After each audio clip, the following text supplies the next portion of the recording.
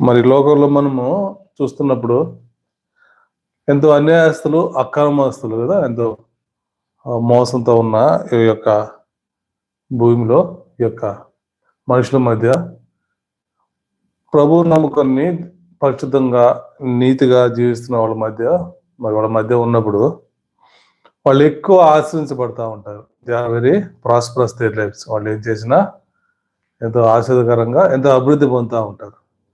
కాబట్టి కీర్తనలో కూడా ఒక కీర్తనగాడు అడిగాడు, ప్రభా మరి మేము ఇంత నీతిగా ఇంత న్యాయంగా ఉన్నప్పటికీ కానీ వారు మేము వాళ్ళు అయితే ఎదుగుదల లేదు, మరి వాళ్ళు బాగా ఆశ్రదిస్తున్నారు ఎందుకు ప్రభా అంటే, దేవుడు మరి మీరు కాళ్ళు జారి చూడనే ఉంటారు, ఒకసారి మీరు వాళ్ళ యొక్క కాళ్ళు చూడండి అన్నాడు.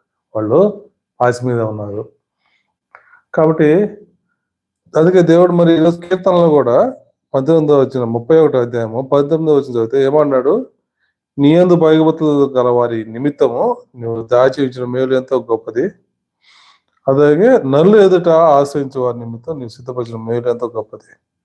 కాబట్టి 19 చూసుకుంటే అబౌండెంట్ ఈజ్ యువర్ గుడ్నెస్ అన్నాడు, which you have stored for up those who fear. దేవుని ముందు ఎవరైతే భయభక్తులు కలిగి ఉంటారో, దేవుడి అందులో మరి ఆసక్తి కలిగి ఉంటారో వాళ్ళకి దేవుడు కొన్ని మేళ్లు దాచిపెట్టున్నాడంట. అది నీవు దాని దాచించిన మేలు ఎంతో గొప్పది. అది దాచించిన మేలు చాలా గొప్పది. అది దేవుడు ప్రతి దేవుని బిడ్డలు అందరికీ ఆ యొక్క ఆశీర్వాదం అనేది ఉంది. అయితే మనము షుడ్ నాట్ జలస్. మరి మనతో పాటు ఉన్న వాళ్ళకి మరి ప్రభు ఎరిగిన వారు మరి కాదు, కానీ అనీతిగా మోసకరంగా ఉన్నవాళ్ళు, ప్రత్యేకంగా అన్యాయంగా మనకంటే ముందుకు వెళ్తున్నప్పుడు వాళ్ళని చూసి యూ షుడ్ నాట్ జలస్, వాళ్ళ గురించి నువ్వు అసూయ చెందదు అన్నాడు.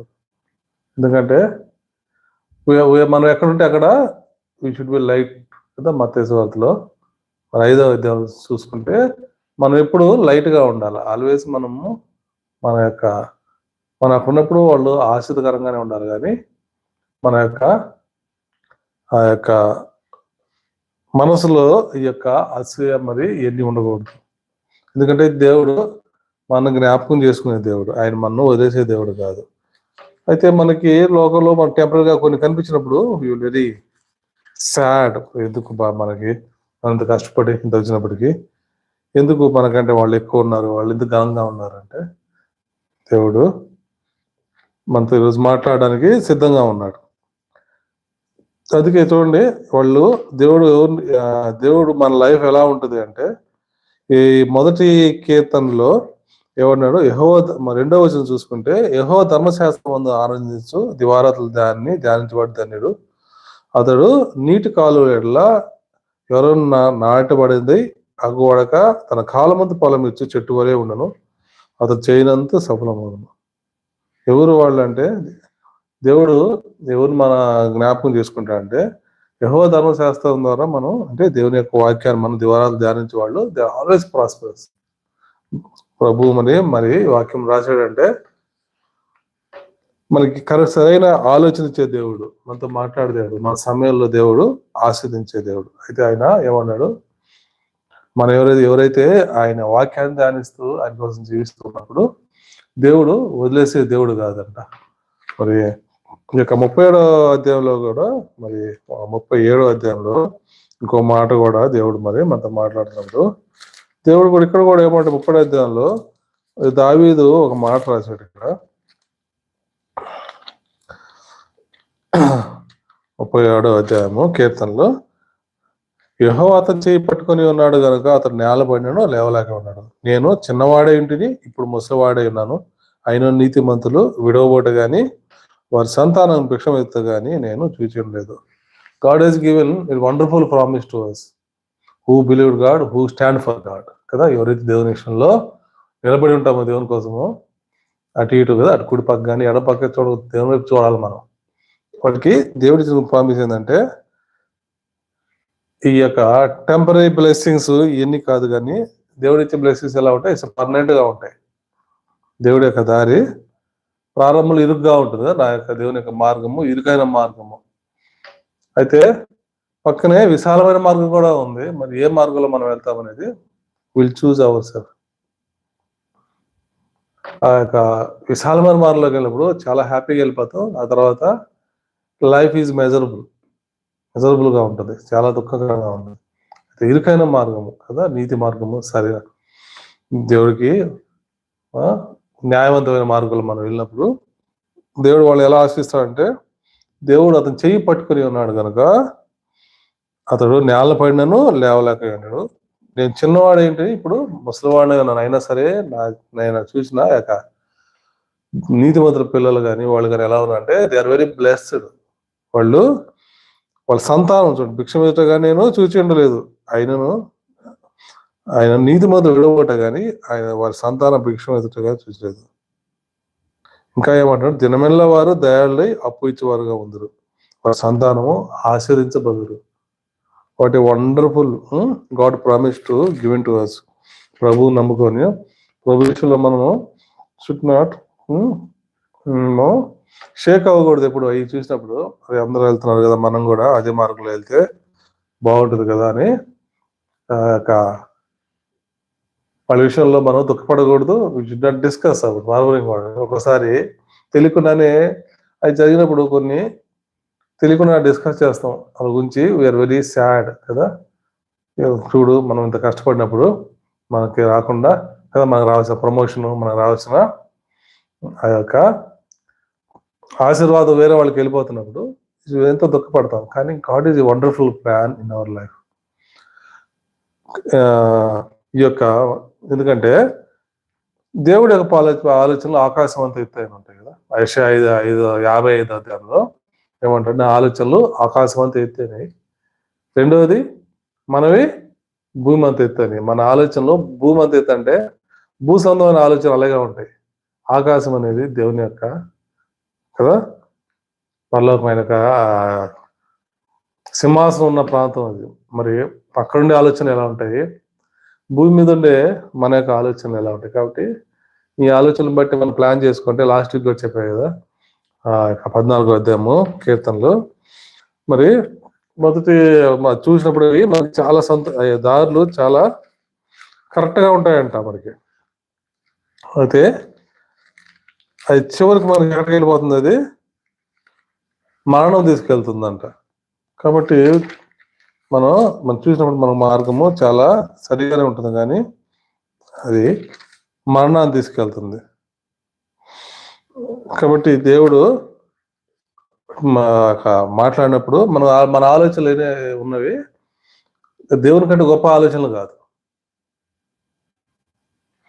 ఈ యొక్క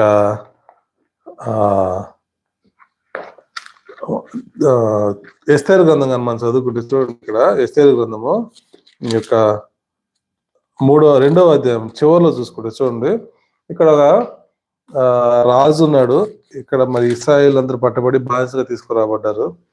మరి ఇక్కడ మొర్దెకైని యథార్థవంతుడు, దేవుని విషయంలో మంచి ఫెయిత్ విశ్వాసం కలిగిన వాడు. అయితే ఈ మొర్దెకైకి ఆ యొక్క ఎస్తేరు గ్రంథం మనం చదువుకుంటే మనకి ఈ యొక్క ఎస్తేరు రాజుకి మరి వివాహం చేయబడింది. ఆమె ఇతనికి పెంచుకున్న కుమార్తెగా ఉంది. అయితే ఆ యొక్క గుమ్మంలో ఆయన కాపలాదాడుగా ఉన్నాడు. రాజ్యంలో గుమ్మం దగ్గర కాపలాదాడుగా ఉన్నప్పుడు అక్కడ ఏం జరిగింది, 21వ వచనం చదువుకుంటే 2వ అధ్యాయంలో మొర్దెకై రాజు ఆడ ఒక కుట్ర జరుగుతూ ఉంది. ఆ రాజును ఎలా చంపాలని ఆ కుట్ర జరిగినప్పుడు దాన్ని గమనించి దాని రాజుకు మరి ఎస్తేరు ద్వారా తెలియపరిచాడు, రాణి ద్వారా. అయితే ఎలా ఉంటుందంటే, మనం ఏదన్నా మంచి గొప్ప కార్యాలు చేసినప్పుడు మనం వీ ఎక్స్పెక్ట్ సమ్ రివార్డ్స్ కదా. మంచి అప్రిషియేషన్ వచ్చింది అనుకోండి, మన కంపెనీలో మనం చేసిన పనికి మంచి అవార్డ్స్ అయితే ప్రమోషన్స్ అవన్నీ ఎక్స్పెక్ట్ చేస్తాం.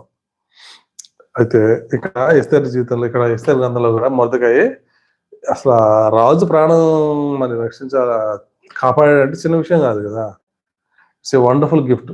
కానీ అయితే ఇక్కడ ఏమైంది, అది అయిపోయిన వెంటనే మనం చూసుకుంటే అసలు అది ఎక్కడా కానీ అది నెగ్లెక్ట్ అయిపోయింది, దాన్ని ఎవరు పట్టించుకోలేదు. అయితే వాళ్ళు పట్టుకొని వాళ్ళు అయితే ఊరేసారు, కానీ చూడు 20వ వచనంలో, ఈ సంగతి విచారణ నిజమాయను, అందుచేత వారిద్దరు ఒక చెట్టుకు ఉరి తీయబడి ఇది రాజు ఎదుట రాజ్య సమాచార గ్రంథము రాయబడింది. అది ఆ కుట్ర నిజమని తేలింది. వాళ్ళిద్దరు పట్టుకున్నారు, ఇద్దరు మనుషులు. మరి వాళ్ళని ఆ యొక్క చెట్టుకు అక్కడ ఉరి వేశారు.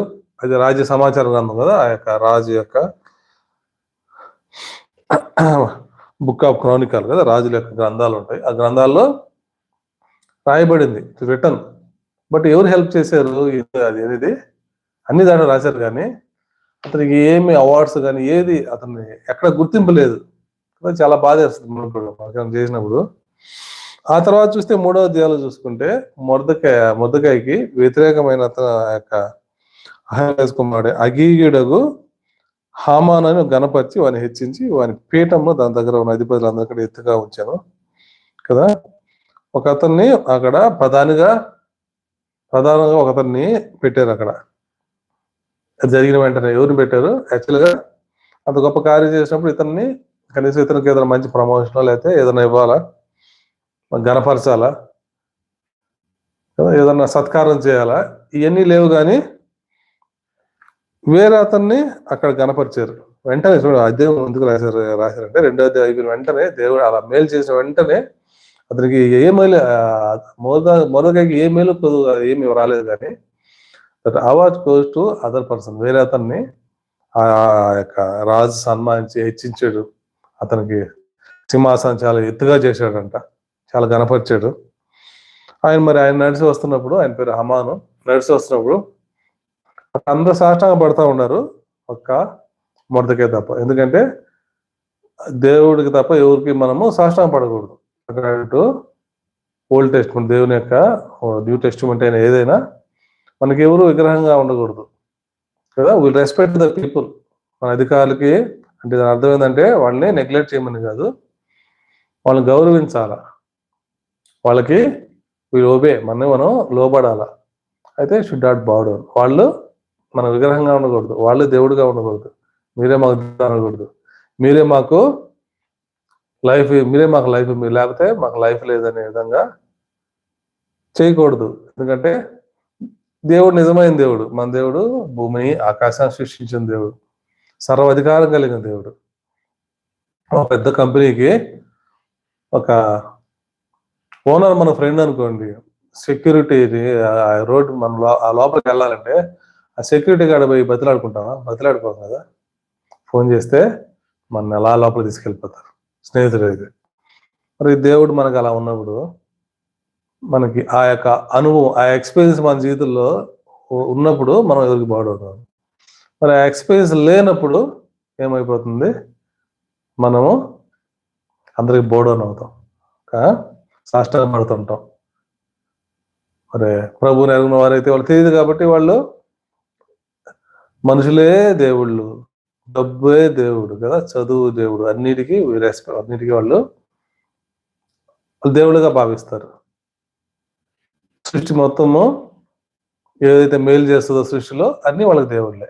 ఎందుకంటే వాళ్ళకి తెలియదు ఏదైతే మేలు చేస్తుందో, ఏదైతే ఆహారం పెట్టదో, ఆహారం ఇస్తే అది దేవుడే కదా. నీళ్లు మనకి జీవం బతకడానికి ప్రాముఖ్యమైన నీళ్లు కదా, అవి దేవుళ్ళే, అన్ని దేవుళ్ళే. అయితే ఎందుకంటే వాళ్ళు చీకట్లో ఉన్నారు, మనం వెలుగులో ఉన్నాం. ప్రభు మన జ్ఞాపకం చేసుకున్నాడు, మనం రక్షించాడు. కాబట్టి దేవుడి యొక్క జ్ఞానం ఉన్నప్పుడు మనము మళ్ళీ సాష్టాంగ పడ్డామంటే, కాంప్రమైజ్ అయిపోయామంటే దేవుడు మనకు దూరం అవుతాడు. దేవుడు మనకి రావాల్సిన ఆశీర్వాదాల్లో లేట్ అయిపోతా ఉంటాం. మన లైఫ్ ఎలా ఉందంటే, ఈ యొక్క ఓల్డ్ టెస్టిమెంట్ పాత నిబంధన ఆ యొక్క ఫాలో అవుతా ఉన్నాం. దేవుడిని పాత నిబంధనలోనే చూస్తా ఉన్నాం. దేవుడు అంటే ఆ పాత నిబంధన ఎలా ఉంది? వ్యభిచారం చేయదంటే వ్యభిచారం చేయదు, అబద్ధం చెప్పొద్దు. కానీ ఆ హృదయంలో అయితే ఆ పాపం ఉంది. ఎవ్రీథింగ్ అవుట్ సైడ్, బయట మనము శుద్ధి, బయట క్లీన్. ఓల్డ్ టెస్టిమెంట్ అంటే పాత నిబంధన, ఆ యొక్క 10 ఆజ్ఞలు కానీ దేవుడు అనేకమైన ఆజ్ఞలు ఇంకా రాసినప్పుడు అవి just will follow the rules will follow. ఇంకా అనేక మంది రిలీజియన్స్ కూడా అన్నీ చేస్తారు, తాగుతారు, అన్నీ చేస్తారు. అయితే ఆ టైం ఆ యొక్క రిలీజియస్ ఆ యొక్క ఆ మంత్ వచ్చినప్పుడు స్ట్రాంగ్ గా ఉంటారు, చాలా యథార్థంగా ఉంటారు. ఆ 1 మంత్, ఆ 1 మంత్ అయిపోయిన తర్వాత మళ్ళీ మామూలు లైఫ్. కాబట్టి మన లైఫ్ కూడా అలా ఉందా? ఆ కస్టమ్స్, ఆచారాలు ఫాలో అవుతున్నారు. అందుకే ప్రభు 24వ అధ్యాయంలో 23వ అధ్యాయంలో వేషధారులారా అన్నాడు దేవుడు.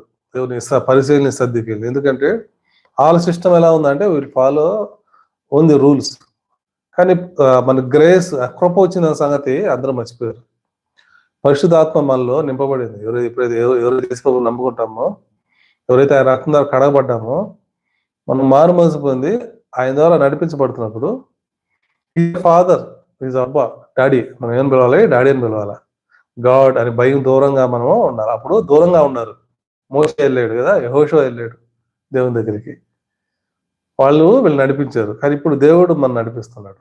Is because of sin. మన లైఫ్ లో ఉన్న ఆ యొక్క శరీరంలో ఉన్న, మన హృదయంలో ఉన్న, మన ఆలోచన ఉన్న పాపాన్ని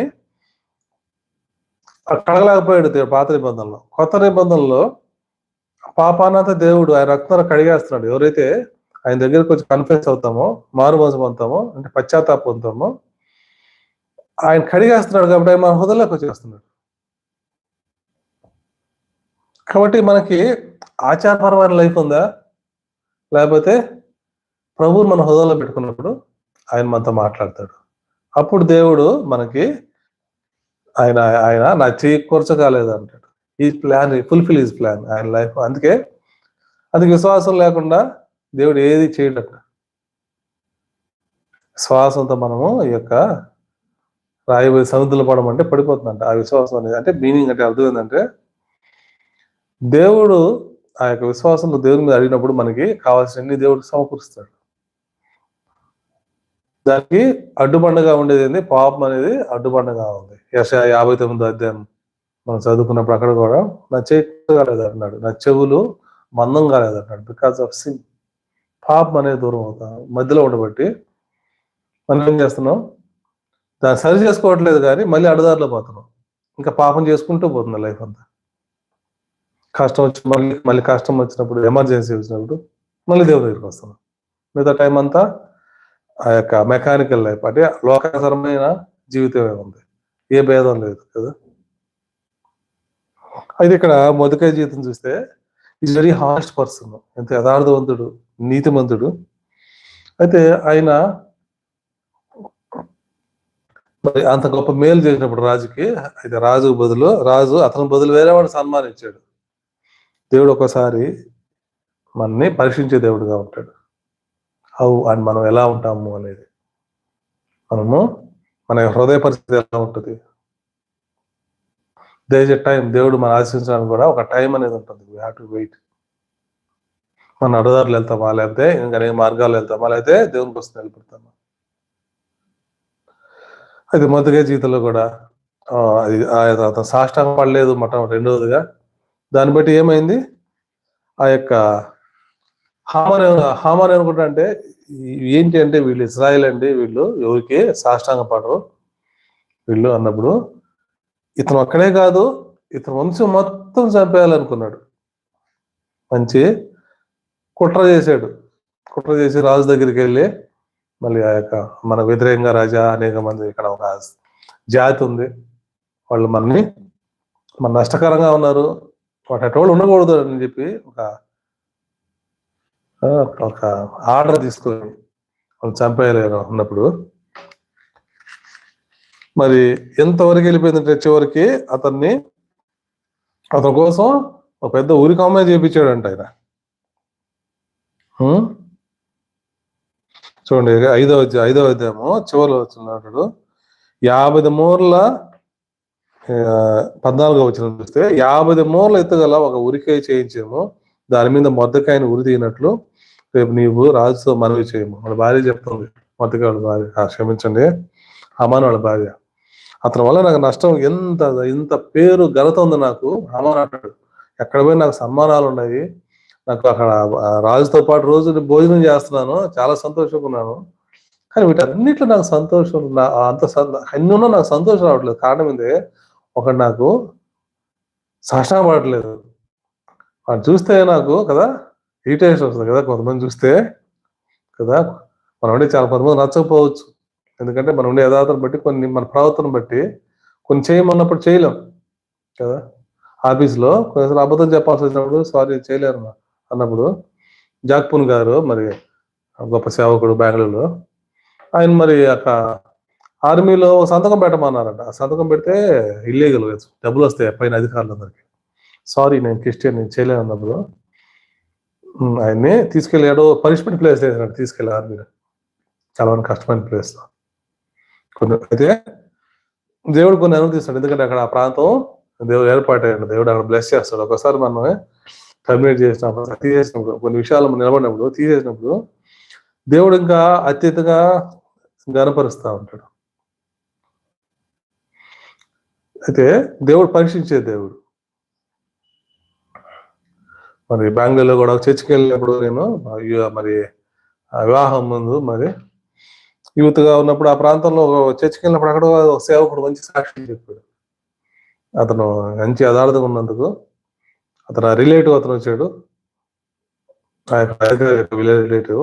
ఇతను మేనేజర్గా ఉంటే ఇతన్ని వర్కర్గా చేసి ఆ పొజిషన్ వేరే అతనికి ఇచ్చాడంట. తర్వాత మరి ఒకరోజు పిలిచి నువ్వు రిజైన్ చేసి వెళ్ళిపోమన్నాడు. ఎందుకని ఏం అడగలేదు, అర్థమైంది, భయపడలేదు, ప్రార్థన చేసుకుని ఓకే అని చెప్పి వచ్చేసాడు. 4 రోజుల తర్వాత మరి బయట ఒక టీ తాగడానికి అలా బయటకు వెళ్ళినప్పుడు అక్కడ ఒక స్నేహితుడు పరిచయం, మా కంపెనీలో ఒక జాబ్ ఉంది రా అన్నప్పుడు ఆడికి వెళ్ళినప్పుడు అక్కడ అప్లై చేసినప్పుడు ఇక్కడ శాలరీ కంటే 400 పెద్ద పొజిషన్ అంట, ఆల్మోస్ట్ డైరెక్టర్ లెవెల్ పొజిషన్ వచ్చింది అతను ఎక్స్పీరియన్స్కి. అతనికి అక్కడే ఉంటే ఇంకా అక్కడ ఇంకా ఆ వర్కర్స్ మీద చిన్న లీడర్గా ఉండేవాడు. అయితే ఇక్కడ వెళ్ళి దాదాపు డైరెక్టర్ లెవెల్కి వెళ్ళిపోయాడు. బెంగళూరులో ఐఎంలో మంచి సేవ చేస్తుంటాడు ఆ సేవకుడు. ఆయన విన్నప్పుడు నిజంగా ప్రభు కోసం నిలబడితే ఆయన మనం వదిలేసే దేవుడు కాదు. ఆయనకి అంతేకాకుండా ఆయనకు ఒక గొప్ప ప్రణాళిక ఉంటుంది. వీఆర్ బ్లెస్డ్ టు అదర్స్, మనం ఒక్కరే కాదు అనేక మందికి మనం ఆశీర్వాదకరంగా ఉండే విధంగా దేవుడు చేస్తాడండి. అయితే మనది ఎలా ఉంటుంది, మన హృదయ స్థితి, అబ్బా అందరూ బాగున్నారు, మనం ఎందుకు ఇలాగే ఉన్నాం, మన లైఫ్ ఏంది ఇలా అయిపోతుంది, మన ఆలోచనలు ఎలా ఉంటాయంటే మనం మనం మనం ఎన్నుకుంది బెస్ట్గా ఉంటుంది, కానీ అది ఫెయిల్ అయిపోయినప్పుడు చాలా బాధ వేస్తూ ఉంటుంది. చాలా హార్డ్ వర్క్ చేసి మనం మంచిగా ఉన్నప్పుడు సడన్ గా మనకి ఫెయిల్యూర్స్ వచ్చినప్పుడు ఏ హార్డ్ వర్క్, ఏ కష్టం లేకుండా వాళ్ళు పైకి వెళ్ళిపోతున్నప్పుడు అదే స్వాభావికమే కదా. అది హ్యూమన్ గా శరీరము, మన యొక్క ప్రాణము తట్టుకోలేదు. ఇంకా ప్రభు నెలగా ఎరగిన వాళ్ళు అయితే, ఎరిగిన వాళ్ళు కూడా కొంతమంది అయితే చాలా డిసప్పాయింట్గా మాట్లాడతారు, చాలా ఫిల్తీ వర్డ్స్ కూడా మాట్లాడుతూ ఉంటారు కదా అభిత్రంగా.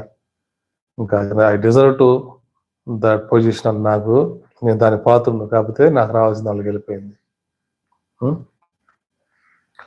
అయితే దేవుడి యొక్క ప్రణాళిక ఇక్కడ మొర్దెకై జీవితం తీసుకుంటే ఏమైందిగా, దేవుడు మరి ఆ ప్రాంతంలో ఈ యొక్క హామాన్ని అక్కడ ఎందుకు ఆశ్రయించాడు, దేవునికి వ్యతిరేకమైన వాడు, ఈయన మేలు చేశాడు, తద్వారా అది రాజు దగ్గరికి వెళ్ళాలా, రాజు దాని ద్వారా అదని మంచి అధికారిగాను కదా, ఆ గుమ్మం దగ్గర కాపలాదాడు కాకుండా అధికారిగానే ఉండాలి. అయితే దేవుడి ప్లాన్ అధికారిగా కాదు, there is a great plan, ఇంకా గొప్పగా ఉండాలని దేవుడు ఒక మంచి ప్లాన్ ఉంది. ఆ ప్లాన్ ఎలా ఉందంటే చూడండి, ఆ ప్రాంతంలో ఎంతో మంది ఇశ్రాయేలు వాళ్ళకి శత్రువులుగా ఉన్నారు చాలా మంది. అయితే ఎప్పుడైతే ఈ యొక్క హామాన్ వచ్చాడో ఒక తాకీదు రాయేసాడు. తాకీదు అంటే ఒక రాజు దగ్గర ఉంగరం తీసుకొని రాజును ఒప్పించి అక్కడ ఉన్న ప్రాంతం ఉన్న ప్రభు నమ్ముకున్న వాళ్ళందరూ చంపేయాలనుకున్నారు. ఒక్కరు కూడా మిగలదు. దేశం అంతా ఆ ప్రాంతం అంతా ఆ దేశాలన్నిట్లో తాకీదు పంపించాడు చంపేయాలన్నప్పుడు. తాకీదు పంపించి ఒకే రోజు, అదే రోజు లాస్ట్ రోజు ఆయన ఉరి చేయాలి. ప్లాన్ ఎలా ఉందో చూసారా. అయితే తెల్లవారైతే ఉరేయాల. ఎలా ఉంటుందండి మన లైఫ్, ఒకసారి తెల్లారికి మనకు ఉరేయాలని పరిస్థితి, ఆ సిచ్యువేషన్కి వెళ్ళిపోతే ఎలా ఉంటుంది. దేవుడు ఎంతగా పరీక్షిస్తాడంటే, ఎంత నిలబడతామో అంతగా దేవుడు ఆశీర్దిస్తాడండి మన జీవితంలో. చాలా అద్భుతంగా ఉంటుంది. మరి నేను కూడా 2008 సంవత్సరం 2008లో IBM బెంగళూరు జాబ్ చేస్తున్నప్పుడు నాకు తెలియని ఆ యొక్క వర్క్ దాంట్లో వేసారు. నేను నేర్చుకున్న, నాకున్న అనుభవం, నాకున్న ఎక్స్పీరియన్స్ ఉన్నది ఆ పొజిషన్ లేదు నేను వెళ్ళే తలకి దాంట్లో జాయిన్ అయినప్పుడు. అది ఫుల్ అయిపోయింది, వేరే టెక్నాలజీ. వాళ్ళు ఏమన్నా నేర్చుకొని చేయి పర్లేదు అన్నారు. దాంట్లోకి వెళ్ళిన తర్వాత నాకు నేర్చుకోవడానికి అవసరం లేదు, నేర్చుకోవడానికి అవకాశం లేదు, సమయం లేదు, రాత్రింబౌళ్ళు పనిచేస్తున్నాను. ఫెయిల్ అయిపోయాను వాస్తవంగా. దాంతోపాటు అధికారి కూడా మరి డే అండ్ నైట్ ఇంకా ఒకసారి తోగుతా ఉన్నాను. ఇంకా అన్ని చూసి ఈజ్ నాట్ వర్త్, పని చేతగాడని చెప్పి నా మీద నెగిటివ్గా రాసేసింది. మరి ఆ యొక్క పెర్ఫార్మెన్స్ రివ్యూ ఆ రోజు ఆ యొక్క నీ యొక్క పెర్ఫార్మెన్స్ అంటే మన యొక్క ఎంతగా బాగా చేసాడా బాగా చేయలే ఆ రివ్యూ వచ్చింది ఆ సంవత్సరం. ఆ రివ్యూలో నాకు నెగిటివ్గా ఇవ్వడాన్ని బట్టి నేను చెప్పాను, నాకు ఆ ఎక్స్పీరియన్స్ లేదు అంటే, లేదు నీ యొక్క ప్రొఫైల్ నీ సమానమైన అందరికీ లిస్ట్ చేసాం, దీంట్లో మీది నెగిటివ్ వచ్చిందని వేరే మేనేజర్, ఇది ఇచ్చింది ఒక మేనేజర్ అయితే మళ్ళీ మా ఇంకో హెడ్ ఉంటాడు, ఆయనకి ఏం జరిగింది ఏం తెలియదు. ఇంకా రేపు వచ్చి రిలీవ్ లెటర్ తీసుకో అంటే నువ్వు రిజిగ్నేషన్ చేసావు, ఇంకా అయిపోయినట్టు చేస్తున్నావు, ఫైర్ చేసాము, రేపు వచ్చేసి ఆ యొక్క రిలీవ్ లెటర్ అంటే ఆ లెటర్ ఎక్స్పీరియన్స్ అది తీసుకొని రేపు వెళ్ళిపోమన్నాడు. రాత్రి అంతా ప్రార్థన చేసుకొని మరి అప్పుడెప్పుడే దేవుళ్ళు ఎదుగుతున్నాను, భయం ఉంటుందా? మామూలు భయం కాదు, రాత్రి అంతా ఎదరలేదు. మరి పొద్దున మరి అక్కడికి వచ్చినప్పుడు నా టెక్నాలజీ సంబంధించి నాకున్న ఎక్స్పీరియన్స్, నాకున్న అనుభవం సంబంధించిన 2 వర్క్లు వచ్చినాయి.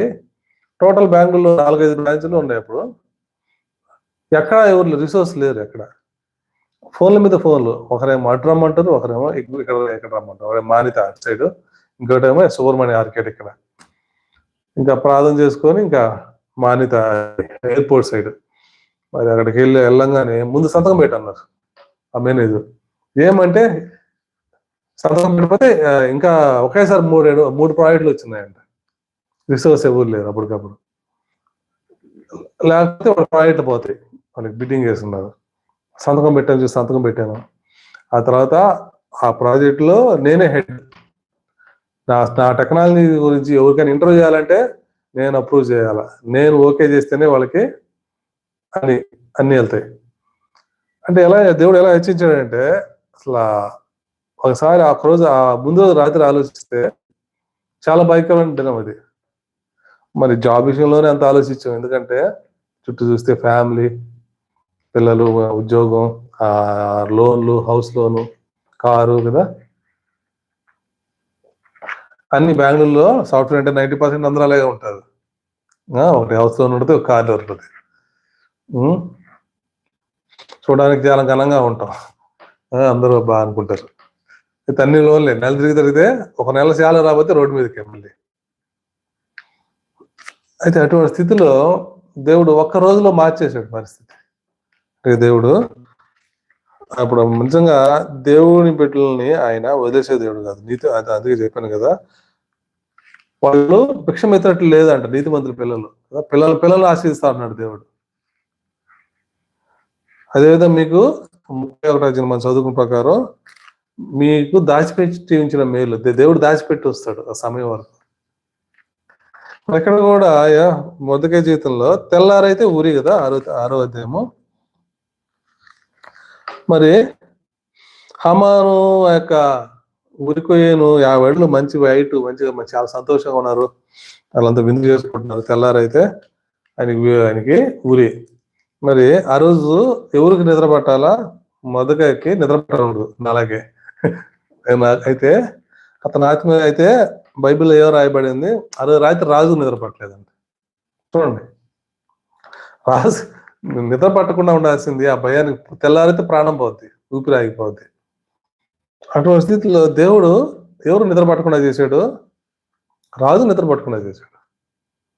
రాజు ఆ యొక్క నిద్ర పట్టగా ఆ యొక్క క్రానికల్ కదా, ఆ రాజ్యంలో ఆ రాసిన బుక్ పట్టుకురమ్మని దాన్ని చదివి చూసి, అరే ఈ మొదకై నా కోసం ఆ ప్రాణం రక్షించాడా, మరి నేను అతనికి ఏం సన్మానం చేయలేదా?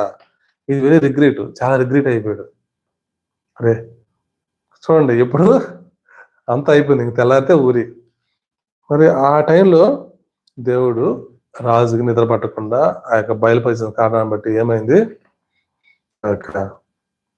ఆ తర్వాత మన 5వ అధ్యాయం చదువుకుంటే అత్యున్నతంగా గణపరిచాడంట.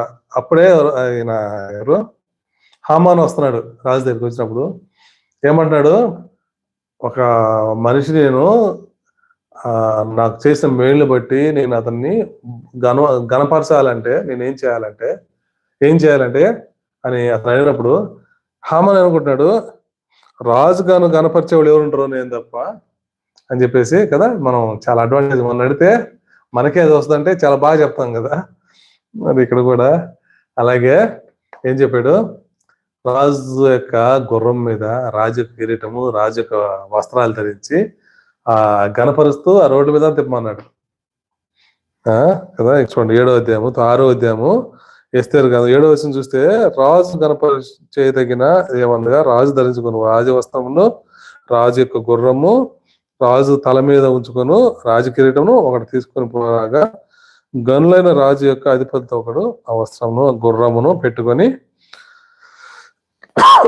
రాజు ఉపయోగించడానికి ఆ వస్త్రం ధరించి ఆ గుర్రం మీద ఎక్కించి రాజు వీధిలో నడిపించు, జయహో జయహో అంటూ ఎంత సంతోషం ఉంటుంది. వెంటనే రాజు ఏమన్నాడు, అదే విధంగా ఏం చేయమంటున్నాడు,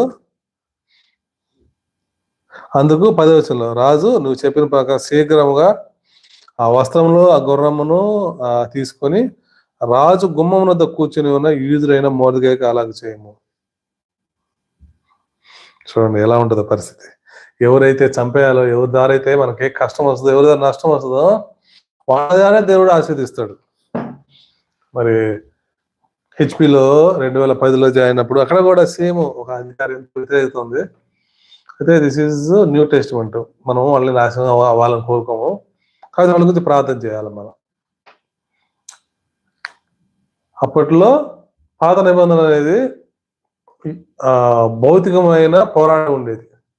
బ్లెస్సింగ్ అంటే దేవుడు నమ్మకంగా ఉంటే వాళ్ళ మీద జయమిచ్చాడు, శత్రువుల మీద, ఫిలిస్తీన్ల మీద కదా, అందరి మీద, ఐగుప్తు మీద, అన్నిటి మీద విజయం ఇచ్చాడు.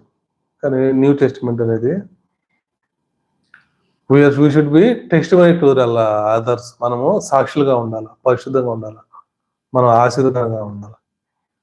అయితే సేమ్ రెండోది అదేవిధంగా మళ్ళీ ఒకసారి మనకు ఐబీఎం అయిపోయింది, హెచ్పి కంపెనీ వచ్చినప్పుడు అక్కడ కూడా ఒక అధికారి చాలా ఇబ్బంది పెట్టాడు, లాస్ట్కి జాబ్ తీసేయాలనే స్థితికి వచ్చేసాడు.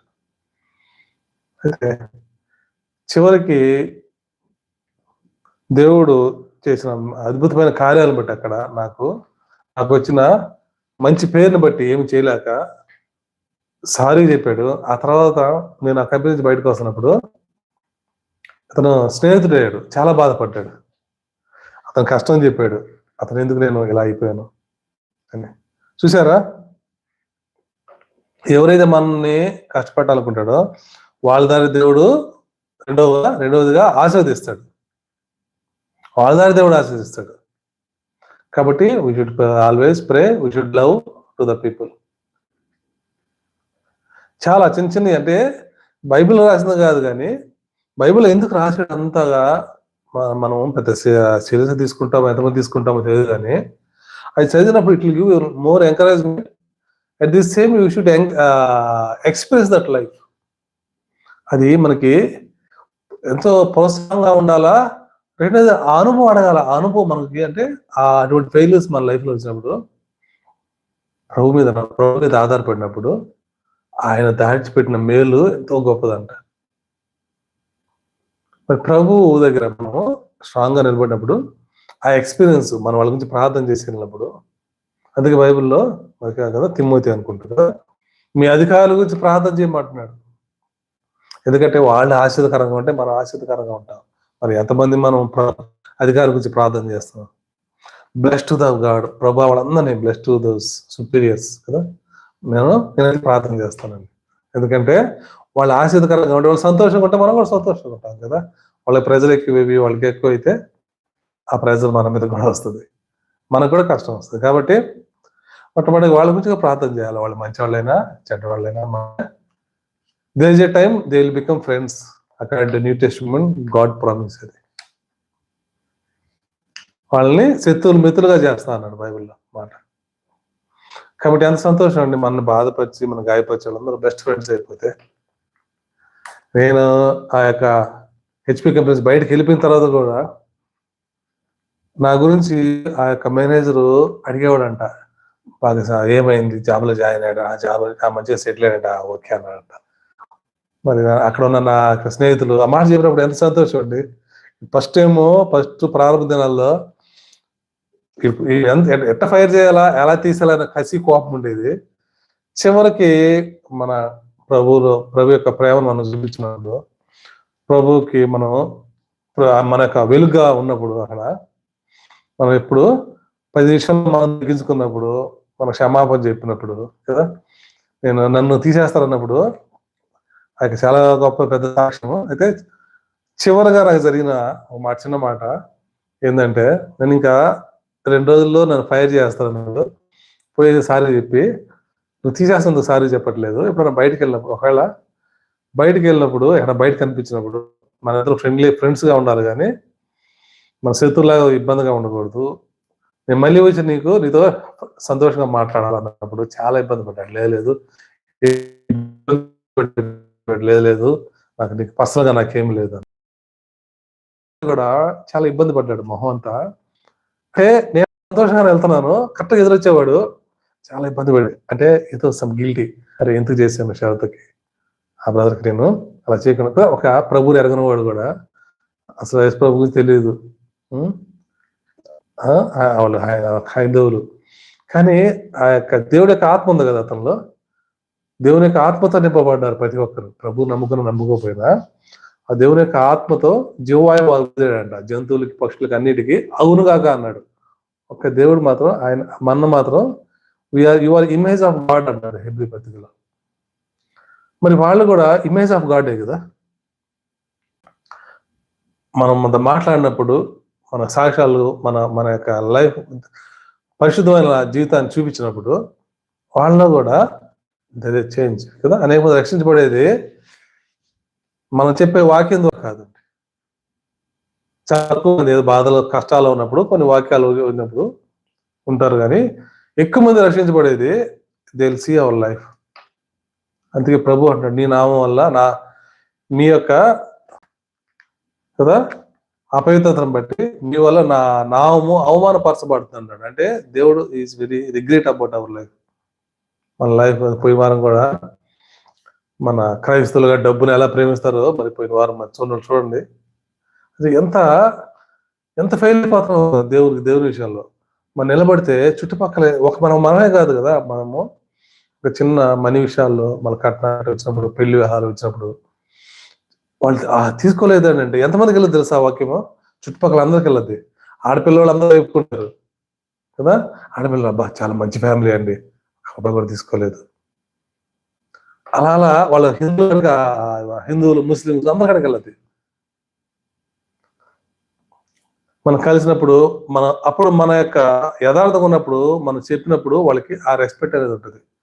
మనం చేసే పవిత్రంగా ఉండి వేషధారణ ఉండి మన లైఫ్లో మనం ఎంత పోసిన ఉపయోగం ఎవరు వింటారండి? వినరు.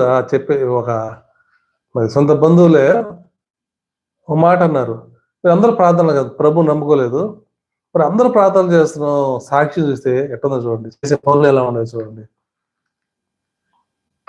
కాబట్టి మన సాక్ష్యం ఎలా ఉంది చాలా ఇంపార్టెంట్ అండి.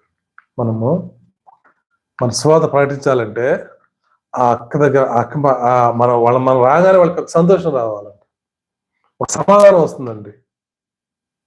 ఏసేపు ఎక్కడ అడుగు పెట్టినా అక్కడ బ్లెస్సింగ్ ఉంది. చూసారా?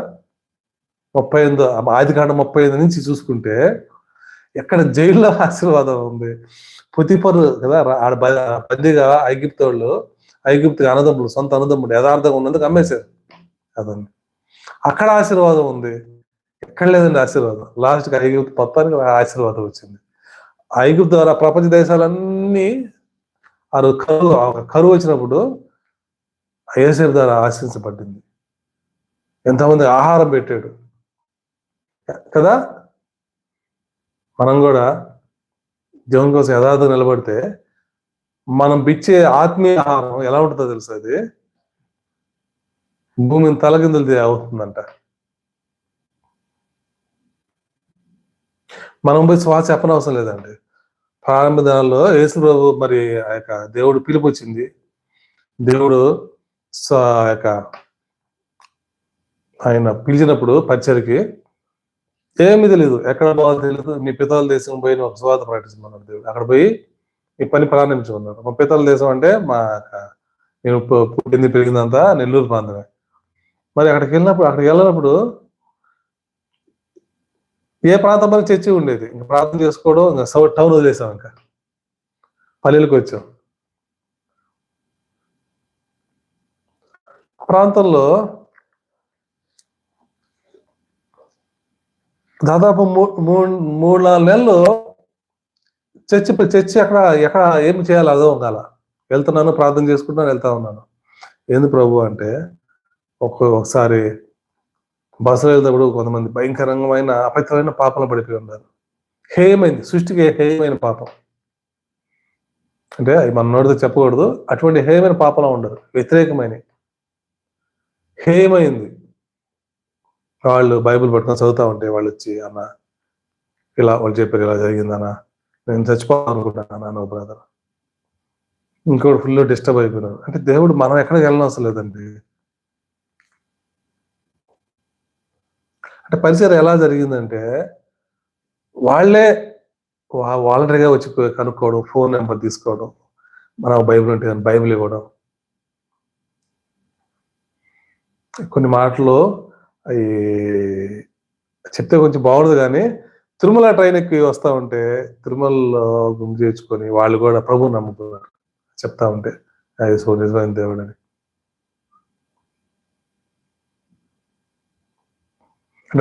అంటే మనం ఏమన్నా డబ్బులు ఇచ్చో ఫోర్స్ఫుల్ ఏం చేయలేదు కదా. ఇప్పుడు పల్లెల్లో పోతే సాక్ష్యం లేదు క్రైస్తవులకి.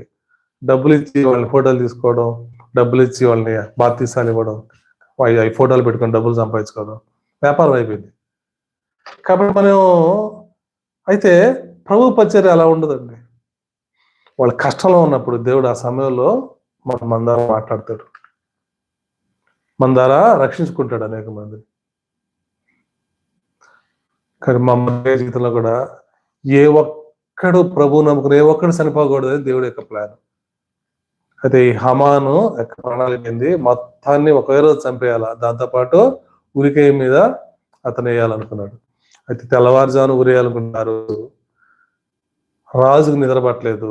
ఆ తర్వాత బుక్ చేసి చదివినప్పుడు, అబ్బా మొదటికాయ ఇంత గొప్పవాడా, నా కోసం నా ప్రాణం రక్షించాడా అని చెప్పి అతన్ని అది జరిగింది. ఆ తర్వాత మరి ఆ యొక్క కుమార్తె ద్వారా మరి ఈ యొక్క కుట్ర జరుగుతుందని ఎస్తేరు ద్వారా రాజుకు తెలుపడింది, ఈ యొక్క హామాను మా వంశాన్ని మొత్తం నాశనం చేయబోతున్నాడు, మేమంతా చనిపోతున్నాం అన్నప్పుడు ఎంతో దుఃఖంతో మరి ఎంతో కోపంతో వెళ్ళిపోయాడు. తర్వాత మరి మా అధ్యాయాలు చదువుకుంటే ఆ యొక్క ప్రణాళిక, వాళ్ళు అనుకున్న ప్రణాళిక అంతా ఫెయిల్ అయిపోయింది.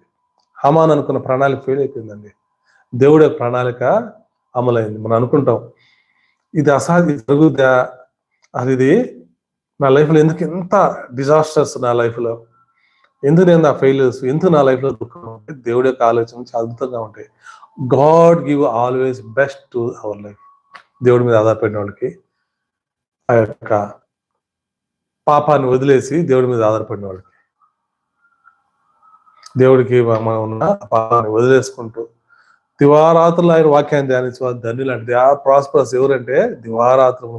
మొదటి అధ్యాయము మొదటి వచనంలోనే దేవుడే ఉన్నాడు. దివారాత్రులు కీర్తనలు ఆ మాట ఎందుకు పెట్టాడు, దివారాత్రములు దాన్ని ఎవరైతే మనము లోబడతామో, ఎవరైతే మనము ఆ యొక్క ధ్యానిస్తామో దేవుని వాక్యాన్ని, అంటే దేవుడు మన రోజు వాక్యం చదువుతా ఉంటే అది మన సర్వశక్తిలో నడిపిస్తూ ఉంటది. It give more strength. ఆ మాటలు ఏదైనా అవకాశం ఇస్తే మనతో మాట్లాడుతూ ఉంటాయి. It encourage to us. మనకే కాదు అనేక మందికి అది ఎంకరేజ్మెంట్ గా ఉంటుంది.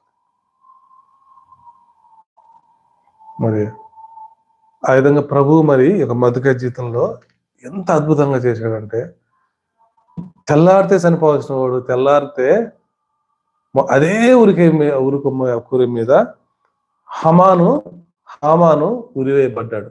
రాజు యొక్క ఉగ్రతకు లోనై ఇతను చేస్తున్న పనికి. అంతటితో అంతేకాదు, ఆ తర్వాత ఆ రాజ్యంలో ఎక్కడెక్కడ వ్యతిరేకంగా ఉన్నారు ఇశ్రాయేల్ ప్రభు నమ్ముకొని ప్రభు కోసం నిలబడ్డారు,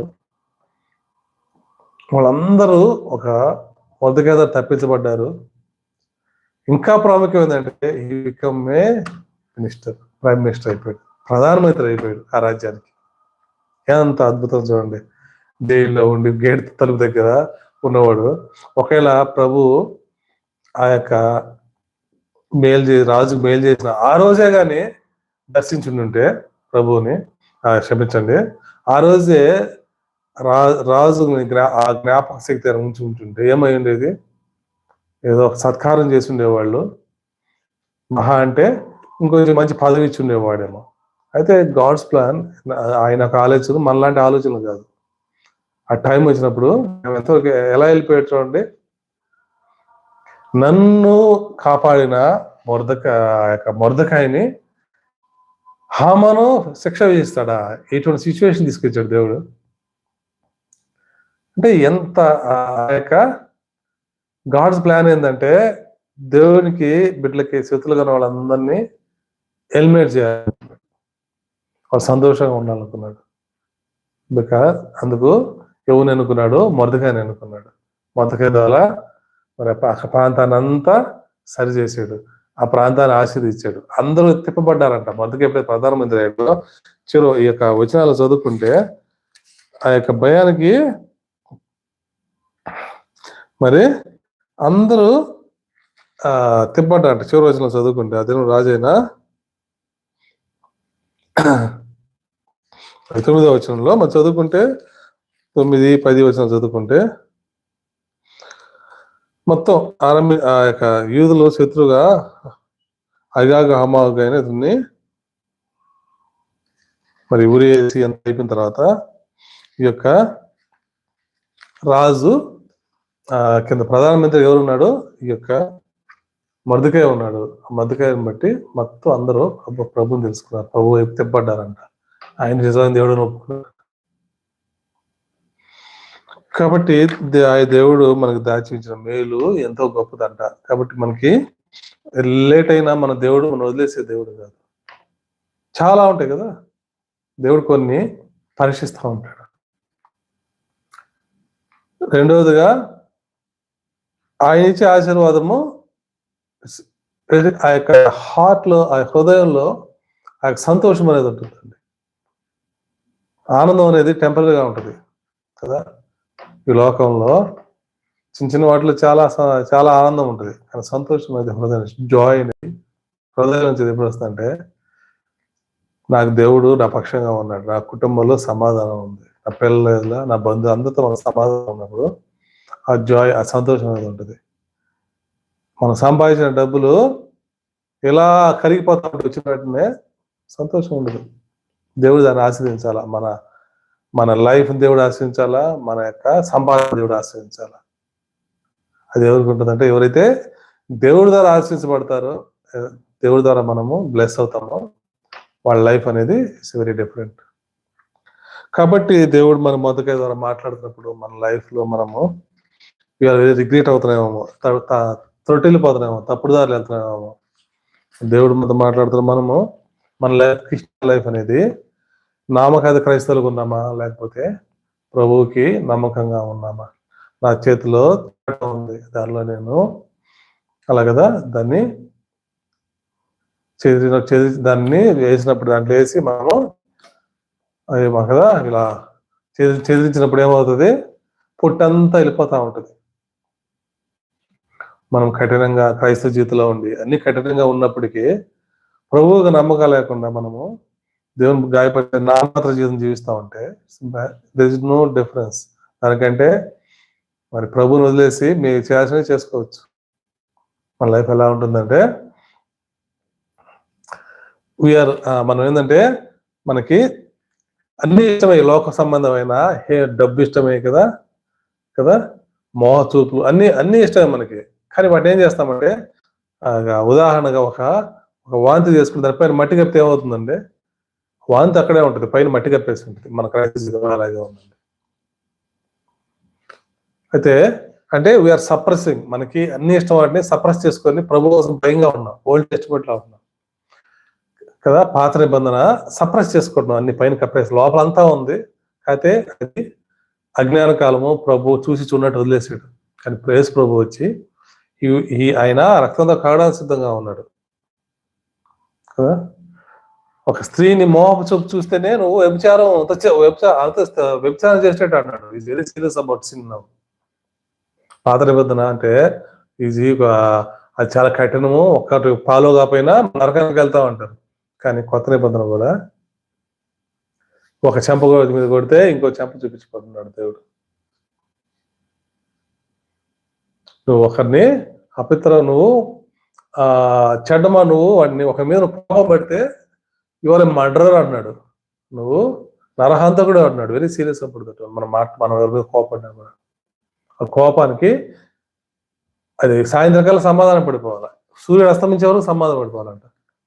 మరి మనం ఆ యొక్క పాపాన్ని కప్పేసి పైన మనము కదా దేవుడి కోసం సప్రెస్ చేసుకుంటాం. హృదయంలో అన్నీ ఉంటాయి, మనసులో ఆలోచనలు అన్నీ అయ్యే ఆలోచనలు, కాకపోతే వాటిని సప్రెస్ అంటే పైన కప్పివేయబడ్డాయి ప్రభు కోసం. ప్రభు ఇది చేస్తే ప్రభు మమ్మల్ని క్షమించడేమో, ఇది చేస్తే అంటే దే లైక్ టు డూ, అవి చేయాలని ఇష్టం ఉంది, కాకపోతే వాడు చేయడానికి ప్రభు అడ్డుగా ఉన్నాడు కదా.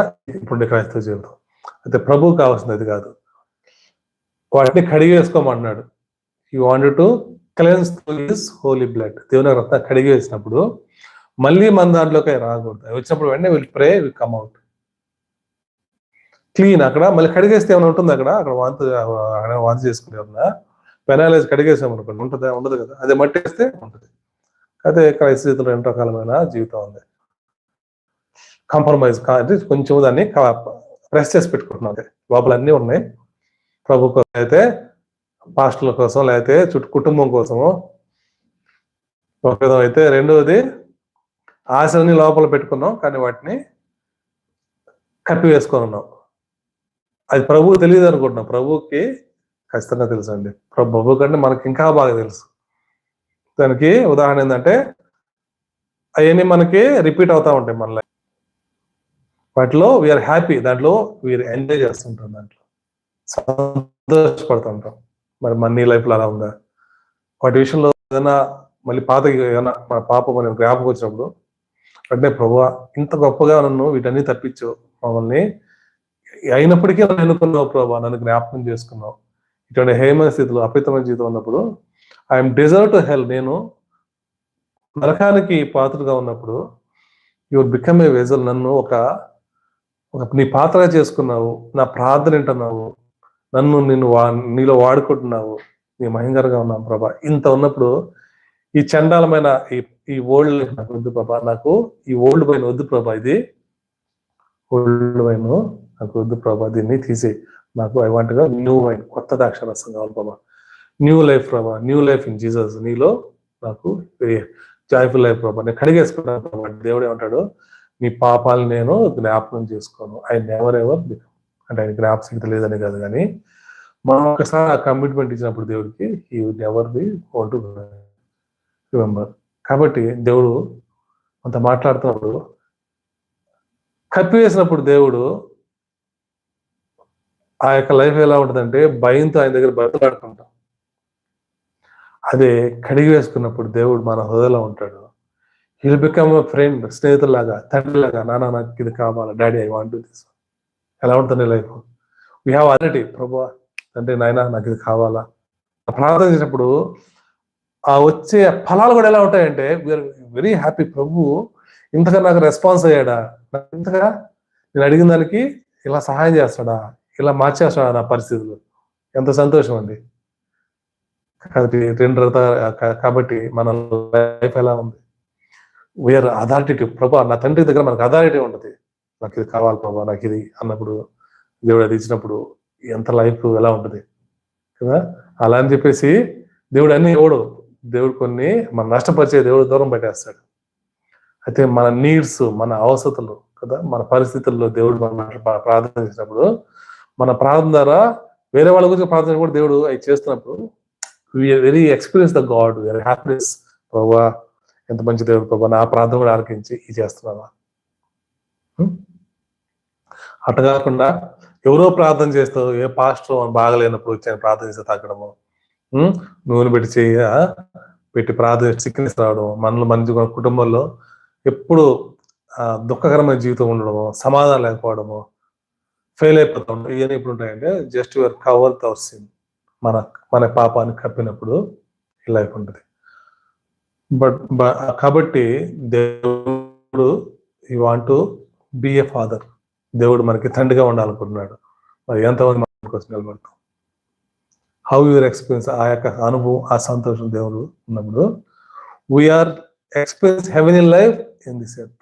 దేవుని యొక్క పరలోకం, ఆ యొక్క సంతోషము ఇక్కడే అనుభవిస్తాం. లేకపోతే choice is ours, yourself. మరి దేవుడు మనతో మాట్లాడుతున్నప్పుడు ప్రభా నేను మీకోసం యాజ్ ఏ ఫాదర్గా ఉండాలి ప్రభా, I want to clean everything, I want to experience, I want to listen your heart, నీ యొక్క హృదయాన్ని, నీ యొక్క ఆలోచన, ఐ వాంట్ టు ప్లీజ్ కదా. మనం చేయాలన్నా కూడా ఇది దేవుడికి ఇష్టమా కాదనేది కూడా మన దేవుడు మాట్లాడుతూ ఉంటాడు. ఎంత ఇంపార్టెంట్ అయినా, ఎంత విలువైనా సరే ఇట్స్ నథింగ్ అనిపిస్తుంది మనకి దేవుని విషయంలో. Very happy. దానికి మల్టిపుల్ దేవుడు మనకి మళ్ళీ ఇస్తూ ఉంటాడు. కొన్ని వదులుకుంటే దేవుడు చిన్న వాటిలో మనం నమ్మకం ఉంటే పెద్ద పెద్ద దేవుడు ఇస్తుంటాడు. హృదయాంత కఠినం చేసుకోవద్దు. దేవుడికి ఆయన హృదయం ఇస్తే ఈజ్ వెరీ హ్యాపీ. దివారాత్రి ఆయన వాక్యం ధ్యానిస్తే is very very happy. Through that we can overcome our sinful life. మన యొక్క పాపాన్ని జయిస్తా ఉంటాం, ఇంకా ఇంకా దగ్గరికి వెళ్తా ఉంటాం. కాబట్టి దేవుని వాక్యాన్ని ధ్యానించండి, చదవద్దు, ధ్యానించడం ఆటోమేటెడ్. దివారాన్ని ధ్యానించబడ్డు ధన్యుడు అంట. కాబట్టి దేవుడు ఈ కొద్ది వాక్యం ద్వారా మీ అందరూ ఆశీర్వదించుగాక.